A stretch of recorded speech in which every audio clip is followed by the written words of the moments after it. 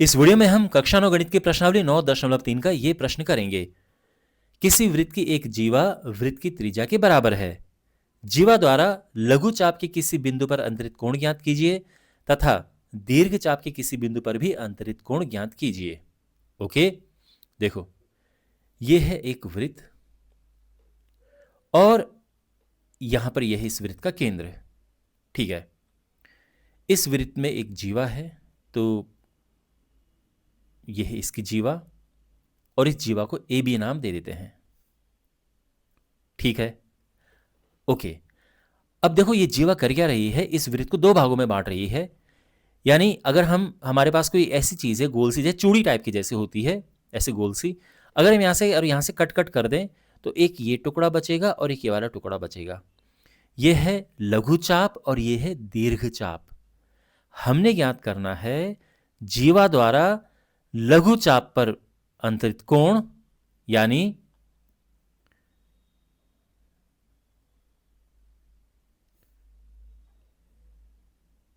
ये कोण ज्ञात करना है, और इसी जीवा द्वारा दीर्घ चाप के किसी बिंदु पर अंतरित कोण। तो दीर्घ चाप ये है किसी भी बिंदु पर, ये यहां पे, यहां पे, यहां पे। ओके, तो इस बिंदु पर ये मान लेते हैं, ये बिंदु कोई,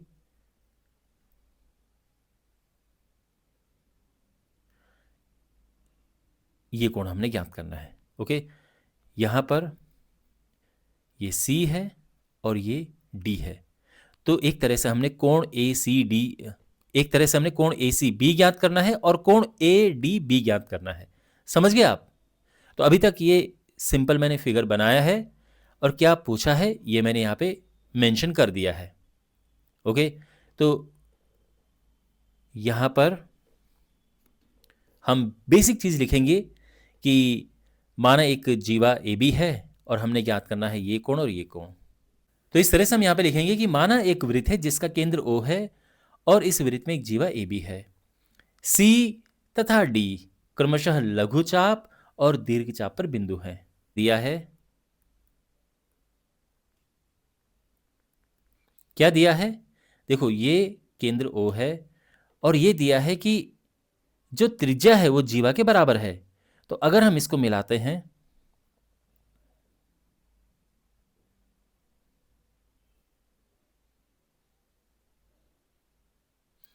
तो ये त्रिज्या इस जीवा के बराबर है, क्वेश्चन में दिया है, और ये भी त्रिज्या है, तो त्रिज्या तो सारी आपस में बराबर होती हैं। तो बेसिकली दिया है कि OA बराबर OB, ये तो है ही, बराबर AB। त्रिज्या और जीवा की लंबाई बराबर है। ज्ञात क्या करना है?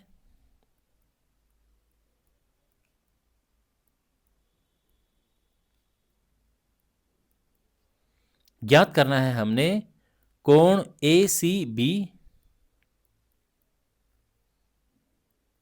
और कोण ADB। ठीक है, तो इसको ब्लू कलर में लिख देते हैं, OA बराबर OB बराबर AB।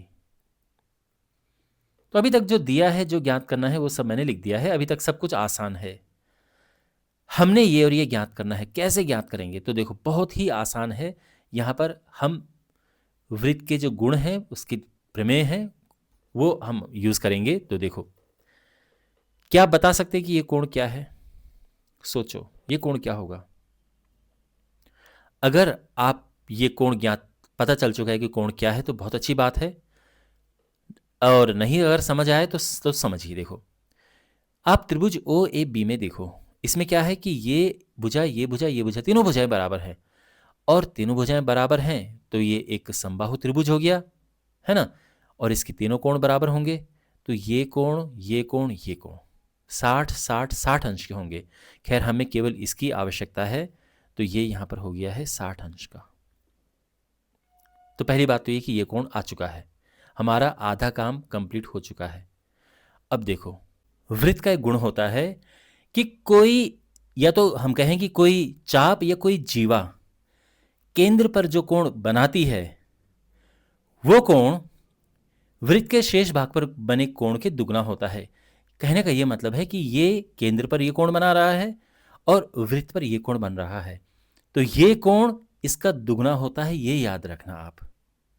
तो अब सिंपल सी बात है कि अगर ये दुगना होगा इससे, तो ये इससे आधा होना चाहिए, यानी अगर ये 60 है तो ये क्या होगा, ये 30 अंश हो जाएगा। ओके, तो आ गया नहीं। और फिर ये क्या होगा, इसमें हम यूज करेंगे चक्रीय चतुर्भुज का गुण। चक्रीय चतुर्भुज क्या होता है, अगर किसी चतुर्भुज के चारों कोने वृत्त से टच हो रखे हों तो उसको हम चक्रीय चतुर्भुज कहते हैं। तो अगर आप देखें ए सी बी डी को, तो इसके चारों जो शीट्स हैं ये वृत्त से टच हो रखे हैं, तो ये चक्रीय चतुर्भुज है। ठीक है, चक्रीय चतुर्भुज में आमने सामने के कोणों का योग 180 अंश होता है। तो अगर ये 30 है तो ये क्या होगा, ये होगा 150, क्योंकि इनको प्लस करके 180 आना चाहिए। तो अब आपको समझ आया कि ये कोण कैसे निकलेगा भाई, इसको प्लस करके 180 आना चाहिए, तो ये 150 होगा, तभी तो ये 180 आएगा प्लस करके जोड़कर, तो ये कोण आ जाएगा 150 अंश। तो आ गया ये भी और ये भी। अब जो मैंने आपको यहां पर बोला है उसको प्रॉपर तरीके से लिखते हैं। तो सबसे पहले तो लिखते हैं कि इस त्रिभुज में, क्योंकि सारी कहानी यहां से शुरू हुई है, तो त्रिभुज ए ओ बी में, इस त्रिभुज में क्या है, देखो यहां पर चूंकि ओ ए बराबर ओ बी बराबर ए बी है, इसीलिए क्योंकि तीनों भुजाएं बराबर हैं, इसीलिए क्या होगा, इसीलिए त्रिभुज ए ओ बी एक समबाहु त्रिभुज है। और इससे क्या होगा, कोण ए ओ बी बराबर हो जाएगा 60 अंश। ओके, अब हम लिखेंगे कि चूंकि, कौन सी बात, देखो किसी चाप द्वारा या किसी जीवा द्वारा केंद्र पर बना कोण है ना, किसी, या तो ये चाप देख लो या जीवा देख लो, पर ये आधार एक जैसा है ए बी, तो किसी जीवा द्वारा केंद्र पर अंतरित कोण वृत्त पर अंतरित कोण के दुगना होता है। तो इस तरह से हम लिखेंगे कि चूंकि किसी चाप द्वारा केंद्र पर अंतरित कोण, तो देखो यहां पर जो ए बी है, ये ए बी चाप भी ऐसे जा रहा है, ठीक है, तो जो आप ए बी जीवा देख रहे हैं, तो ये ए बी जीवा ऐसे में है और चाप ऐसे में, पर बात एक ही है, दोनों ही ये कोण केंद्र पर अंतरित कर रहे हैं, कोण ए ओ बी। तो केंद्र पर अंतरित कोण वृत्त के किसी बिंदु पर अंतरित कोण के दुगना होता है, तो ये मैंने यहाँ पे लिख दिया है। इससे क्या होगा, इससे होगा कि कोण ए ओ बी दुगना है किसके, कोण ए डी बी के। ओके, और इससे निकल जाएगा क्या, इसीलिए कोण ए डी बी बराबर क्या होगा, ये दो नीचे जाएगा, कोण ए ओ बी। कोण ए ओ बी क्या है, 60 अंश है, आप देख सकते हैं, और ये हो जाएगा 30 अंश। ठीक है, तो ये वाला आंसर आ चुका है। अब हमने ये ज्ञात करना है, तो यहां पर हम चक्रीय चतुर्भुज का गुण लगाएंगे, तो हम लिखेंगे कि चूंकि ए सी बी डी एक चक्रीय चतुर्भुज है,